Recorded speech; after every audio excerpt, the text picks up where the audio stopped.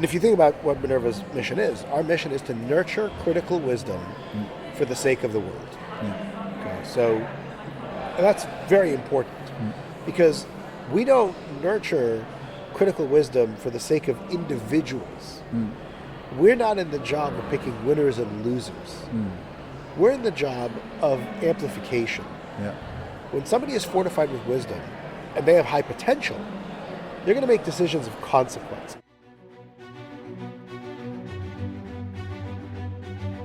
Messy and masterful. In this podcast, we speak about the success of people who have achieved, built, or done something amazing, special, remarkable, noteworthy, and/or fabulous.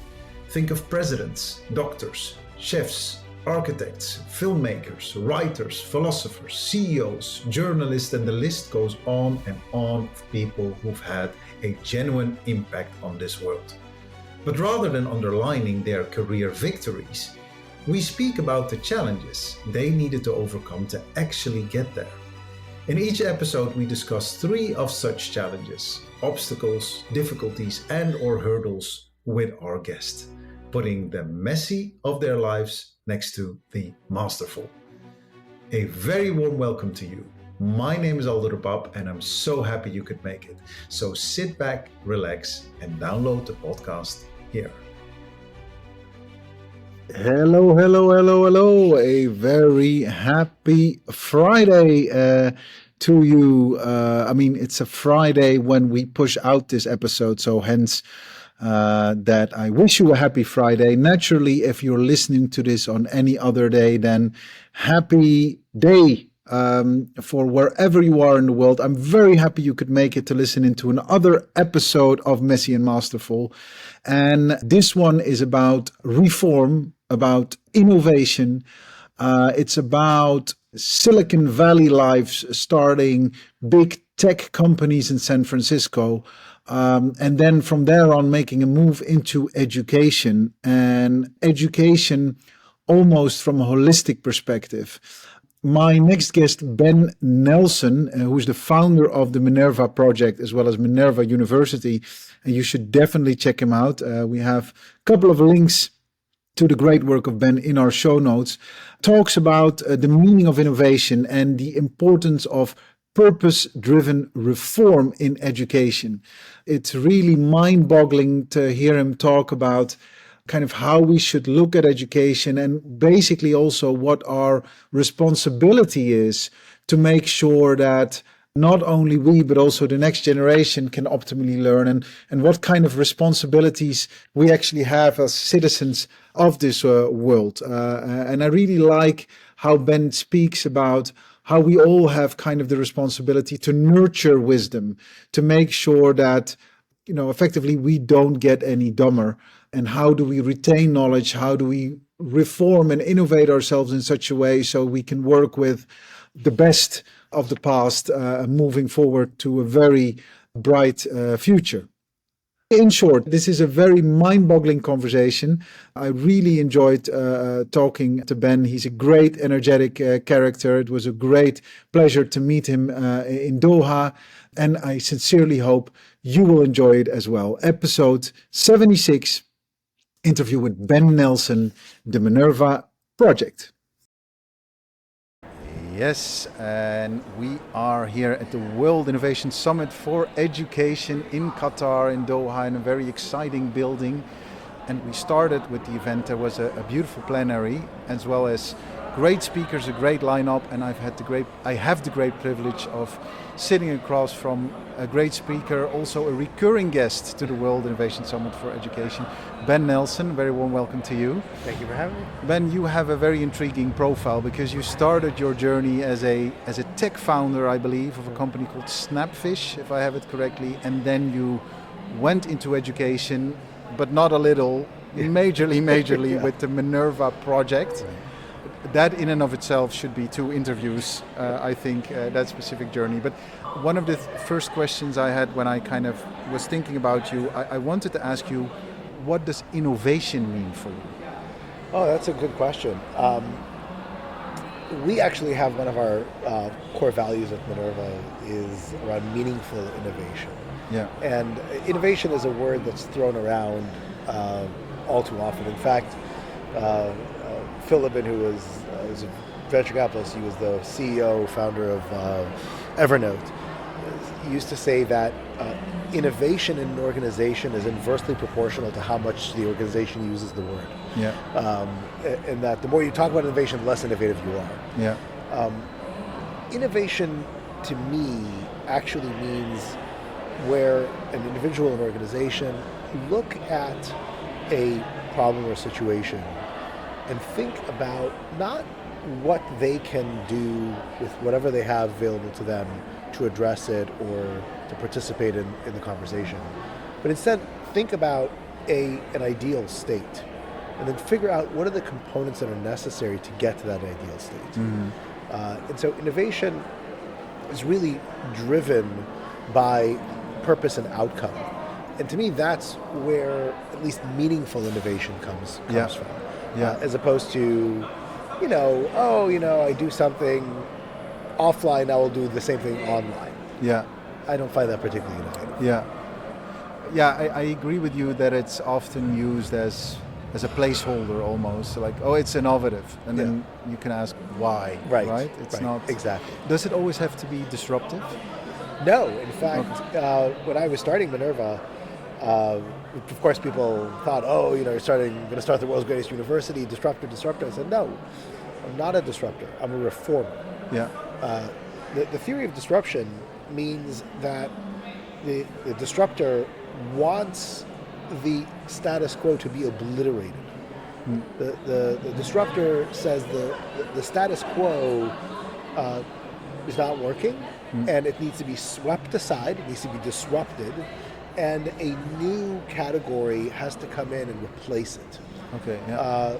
A reformer says, wait, there's some value in the existing infrastructure. There's a lot of wrong things in the existing infrastructure, but the key is to actually reform the institutions that are participating as opposed to abandon them and replace them. Yeah. Yeah. And so you don't have to be a disruptor to be innovative. Yeah.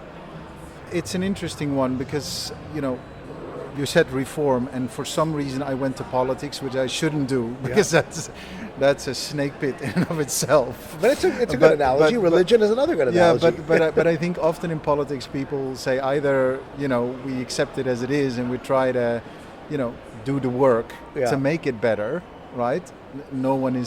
Everyone's acknowledging the situation is not ideal, but people want to reform it. And then there are those in politics who say, well, we're going to throw it all out and start again. That's which is often the populist discourse. Exactly. Right? So, and that, to me, in many ways, the disruption crowd is all too quick to throw out the good with the bad. And there are not a lot of institutions in this world that are purely evil. Certainly very few that have malintent. Sometimes they do some very bad things, but usually it's not because they want to. And it's rarely because the individuals within that organization have bad intent.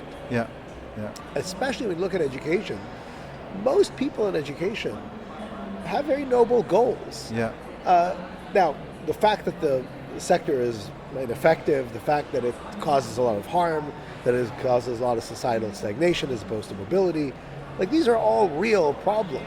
But it's rarely because of the intent of the players. It is more because the system is sclerotic and doesn't work well.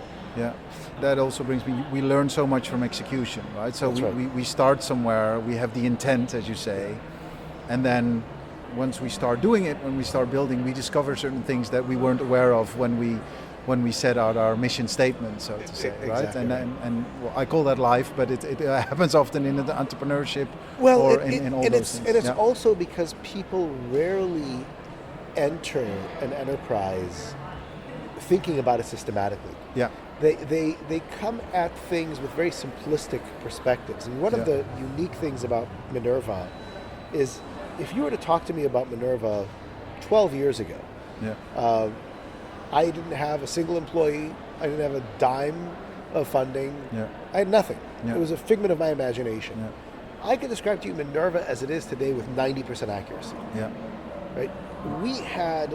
I had developed an extremely detailed, thought-through plan and then execute it to that plan. That's extremely bizarre, right? When it comes, because most entrepreneurs, in fact, most institutions that already exist, they don't understand purpose. They don't really have a mission that inspires them and gets them to do what they do every day. Yeah. Almost no university president that I've ever met thinks about every decision that he or she has to make using the university's mission as the litmus test. Yeah. In fact, I've never encountered a university president who says, "Oh, our mission is X. Yeah. Oh boy, I'm about to make a decision that's contrary to the mission. We're not going to do that." Yeah. Right? That thinking is absent in higher education. Yeah. It's also absent in a lot of entrepreneurs. Yeah. Right? Where mission statements, values, there are things that are put on a wall, kind of ignored. And Checking a box. the checking a box. Yeah. And I find that when you actually live with purpose and when you design an organization with purpose, you refer back to those guiding principles, that core North Star over and over again. And it actually enables you to, whether for good or bad, but it enables you to stick to a plan. Yeah. Right? And to execute on that plan. Yeah. And it's incredibly liberating in the sense that it's effective. Yeah.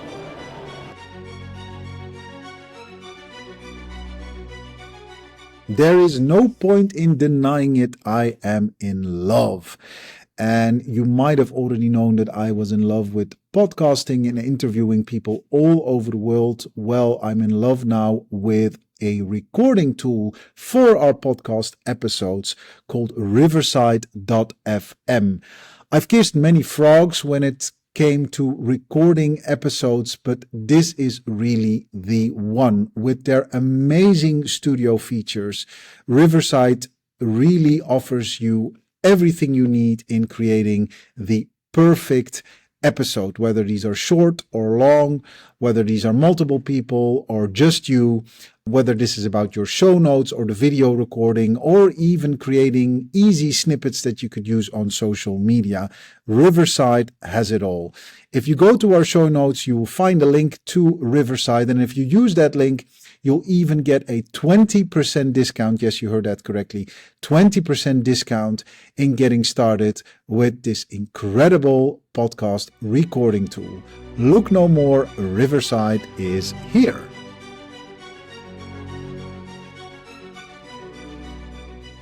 One of the things that I looked at when I was doing a little research on you is, of course, your university and kind of how everything is going and growing. And then one of the things that I read is, like, if you were to Google, it talks right away about the acceptance rate. Yeah.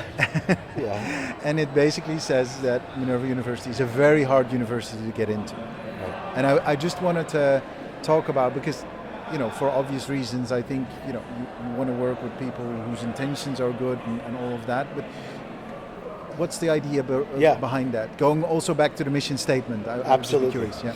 And if you think about what Minerva's mission is, our mission is to nurture critical wisdom for the sake of the world. Okay, so and that's very important because we don't nurture critical wisdom for the sake of individuals. We're not in the job of picking winners and losers. We're in the job of amplification. Yeah. When somebody is fortified with wisdom and they have high potential, they're going to make decisions of consequence. And the decision of consequence is a decision that impacts the lives of others more than it impacts your own life. Yeah.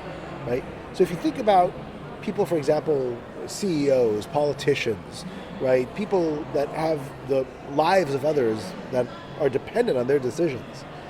If they make great decisions or terrible decisions, for them it's actually irrelevant. Yeah.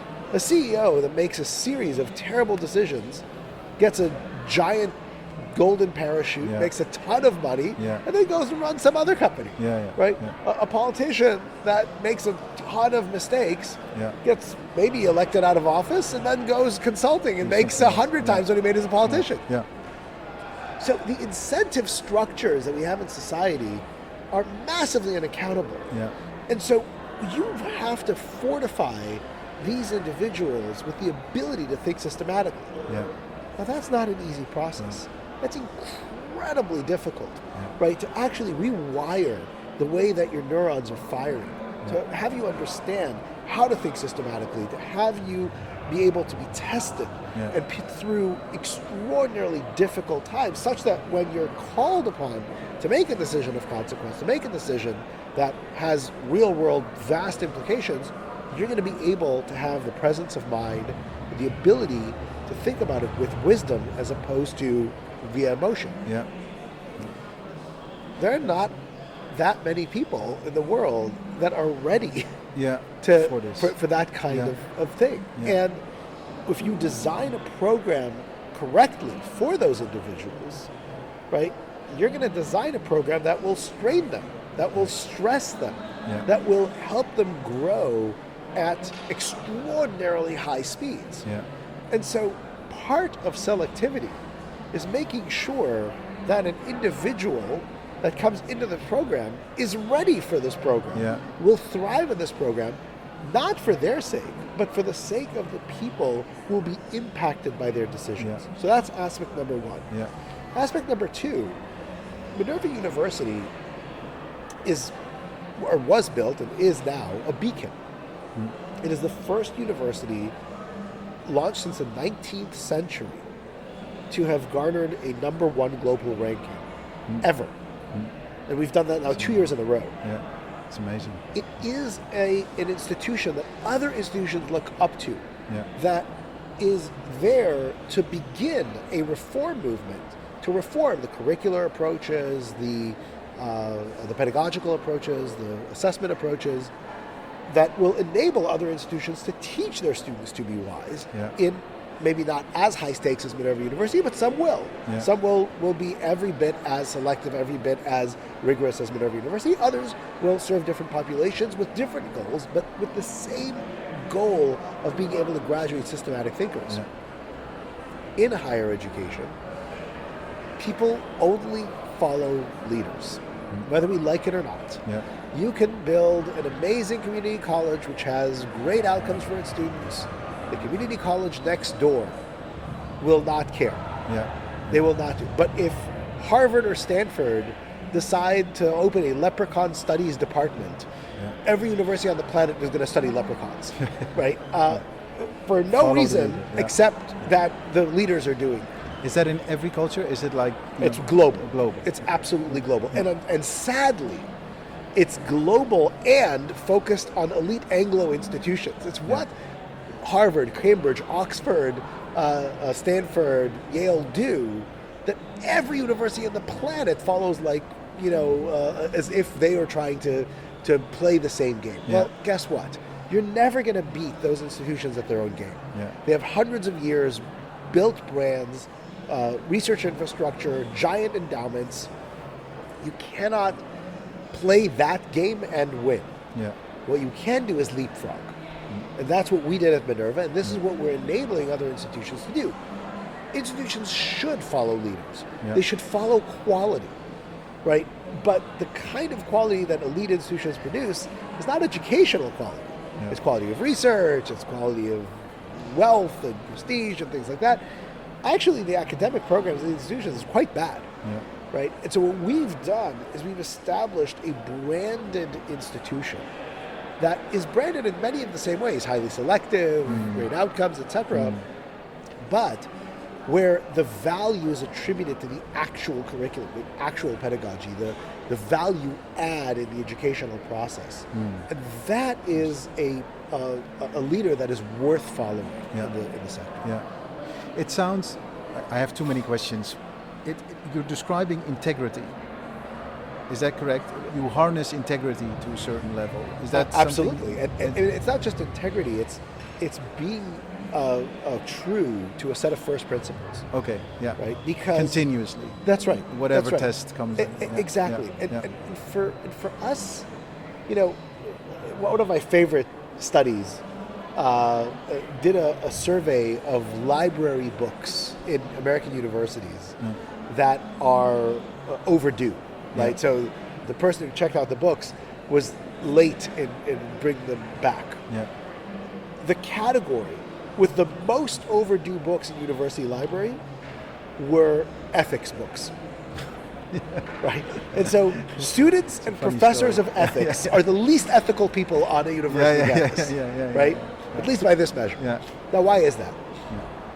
It is because our educational system confuses information with education. Yeah. When you study ethics, you don't learn how to be a more ethical person, right? You study some system, and maybe you remember it enough for a test. You probably forget it a few months after you took the test. Yeah. But you don't actually practice it, Yeah. right? And a ethical system that somebody else constructed is very hard to impose on somebody that doesn't come from the same context, etc. We believe that if you actually present individuals with empirically proven mechanics that govern our society, that shows the interconnectivity of our life, our world, that a logical, ethical framework will naturally flow from that. Yeah. If you teach a student, for example, that in order to be a more effective person, they have to understand how what they say impacts another person. Yeah.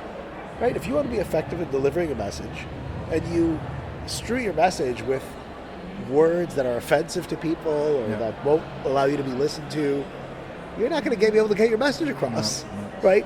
Now, how much more easy is it to explain that to a student and teach them how to be effective in getting a message across, as opposed to saying, oh, it's not ethical to use those words, don't you dare, right? And then you rile them up.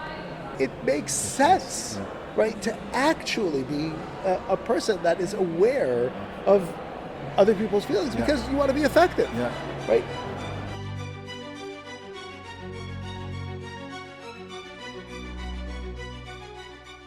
I don't know about you, but I am someone who really loves a crime series. I can't get enough of them. If I watch them on Netflix, I really cannot stop binging on them. It is a guilty pleasure. So if you are like me, then you will love coldcaseinc.com, which is a platform that offers you unsolved cases of fictional online murder mysteries that you can solve if you like. It's this great community of detectives that come together, offering you video and audio evidence, and step by step you can play the game of solving this murder mystery. We've paired up with the team at coldcaseinc.com, and if you use our code, which is the word messy in capital letters, MESSY, then you even get 15% off your first online membership. So check out coldcaseinc.com and get crime solving today. We are very happy to be partnering with the Code Zone, which is this amazing platform where people can come together to learn how to code. Coders, creators, future makers, they all come together here, both children as well as adults, to learn how to code your own videos, to code your own Minecraft mods. The team at CodeZone believes everyone should be able to learn how to code, young or old. They've got these amazing subscriptions, very easy, very cheap. You learn a lot from them. You could do it live, or you could do it in your own time or at your own leisure. We highly recommend it. They are tailored to support individual interests and capabilities. And I'm sure that once you get hooked on the Code Zone, you'll never want anything more. Check it out, thecodezone.co.uk, or the URL in our show notes.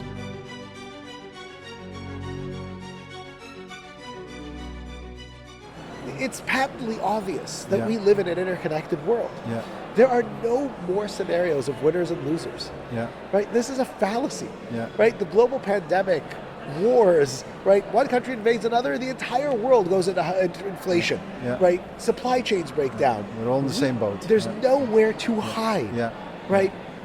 And so again, if you try to say, oh, well, ethical systems are such that, you should always think of the other. Yeah. Okay, maybe some will learn that and some will not. Yeah. Another way of saying it is to say, look, there's nowhere to hide. What you do is going to impact you. Yeah. It'll impact your loved ones, Yeah. right? You have to think about the implications, right? So I just find that to be a much more sustainable way, not only of educating our students, but also of operating the institution. Yeah. You said something like delivering a message, right? People who have a certain integrity, they're required to deliver a message. We're here at a conference which is about human flourishing in the age of AI. Yes. Right? AI is kind of coming at us at lightning speed. Yeah. And it might distort the messages that will be delivered.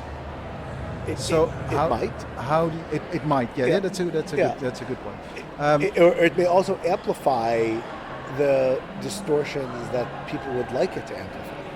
Yeah. And there, it's not necessarily the AI is the issue.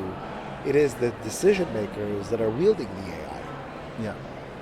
Right. And so again, we have to diagnose what the root cause is. Right. People think that AI came on the scene a year ago with ChatGPT. No. We've had AI has been around for decades. Machine learning has been around for decades, but it has been impacting popular culture for well over 15 years through social media. Yeah.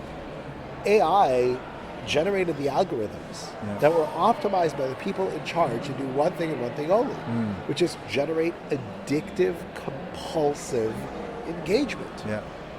Now, it just so happened that the optimal way to create engaging, compulsive behavior is to tear society apart. Yeah. Right? And we are not talking about an industry that is led by thousands of people. We're talking about an industry that has half a dozen at most individuals that are in charge of the whole thing. Yeah. If these individuals had, again, an understanding, not some made-up ethical system, but had an understanding of the enormous societal damage that they are inflicting, and had the wherewithal to be able to intervene before it happened, right? And maybe they wouldn't be worth $100 billion, they'd be worth $50 billion, right? In the process. Yeah. Maybe their investors wouldn't have gotten a 10,000% return, they got a 5,000% return. Yeah. But if they would have intervened, many of the problems that we have in today's society wouldn't exist. Yeah. So looking at a solution whereby there are leaders in place that have the right integrity. So in Bletchley Park, I think a month ago, in October, there was this big conference in London. People like Elon Musk and kind of the big tech giants together with President Biden and Prime Minister of the UK came together. They had a conversation around it, and funnily enough, it was about integrity, because they said, similar to you, like, listen, it isn't about the technology, it's about what humans will do with the technology, and the fact that we can't really monitor what they will do, right? Correct. Which features they will develop that might cause loads of havoc and destruction, right? That's where the scary bit is. It's exactly kind of, right. So what, if anything, can we do to prevent that? Like, the advice of Bletchley Park, what could be our responsibility here? Like, is there a joint responsibility? What could we do? Absolutely. Well, the first thing that we as a society have to do is loudly denounce the current educational system. Okay, yeah. The current educational system has produced every decision maker in the world. Yeah. Right? Every decision maker in the world has gone through our university education. Yeah. Most of them have gone through our elite university education. Yeah. Yeah. And they have failed across the board. Yeah. Across the board. Yeah. And so the first step is to acknowledge that a degree from an elite university where you sat and passed a few exams is in no way prepared you for positions of responsibility. Yeah. Yeah. Right? And once we understand that, we then get to ask the question, well, what would? Yeah. What are the kinds of things that people really need to know people have to be able to do in order to wield those types of decision-making powers. Yeah. And when we shift our value system to think about systematic thinking, to think about 2 or 3 steps ahead, etc., I think then we have a chance at not only being able to educate not only future leaders, but even the existing leaders, but also shift the societal expectation of them, and in some ways inoculate society from less than favorable decisions. Ben, I've taken up so much of your time, and I know you because you need to get to your next meeting. My very last 3 questions, it will go very quick. Could you finish the following sentence for me? As a child, I wanted to become a journalist. A journalist. You're not at all a journalist. No. But you do have the fire of a journalist, I would say. In some ways, Yeah. I do like exposing the truth. Okay, yeah. So was there anything that made you, do you remember consciously when you decided, no, I'm not going down that path? Or I basically, as a child, realized that journalists don't make a lot of money. Oh, okay. I said, maybe I should do something that pays more. Okay. And then, of course, I wound up in education. So I'm not sure if that was the right. Yeah, it's still in you. Yeah. Okay. Reading. I always talk to our listeners about reading. Has there been any book or any magazine, any manifesto, any article that has inspired you to who you are today? To who I am today, if you go way back, there at a point of enormous strain in my academic life, one of my advisors gave me the book Zen and the Art of Archery, which was a very good centering for me at the time. Nice. Zen and the Art of Archery. Yeah, beautiful. Definitely, we're going to put that on our reading list. I will read. I haven't read it myself, but I've heard a lot about it. And then the very last question. Let's turn the tables. Now it's the Ben Nelson podcast or the Minerva Project podcast. Who would you like to have as your guest? You were very high on my list. Who would you like to talk to? Well, if I could really dream in that level. This may sound like a very strange pick, but I would love to have a conversation with Giuseppe Verdi, the great opera composer of the 19th century, who not only was perhaps the world's greatest opera composer, but was a humanitarian. He was a symbol of freedom in Italy. He was a symbol of the reunification. But he was an extraordinarily humble person, and he lived in a world of humility and giving. And I am very curious to understand how a man of that level of inexplicable talent, inexplicable fame. He was the most famous man in Europe, certainly the most famous man in Italy, was able to center himself in the way that he did. Wow, that's an exceptional choice. It's very nice. And I don't know a lot about him, but what I do know is this integrity somehow. So that's, 19th century composer, and here in 2023 we're still talking about him. So wonderful choice. Ben, thank you so much for this interview. I wish you all the best with the Minerva Project, and I wish you a great WISE. Thank you so much for your time, Ben. Thank you. Appreciate it. If you liked this episode, then it would mean the absolute world if you could share it with your friends and or give it a short review on your preferred podcast platform. The more you share your ideas about these interviews, the more people will find out about them. So do let us know what you think. We'd be very, very grateful. Special thanks to Philip Anderson for our beautiful theme music. This episode was edited by Natalie Piles with production assistance from Genta Metalia.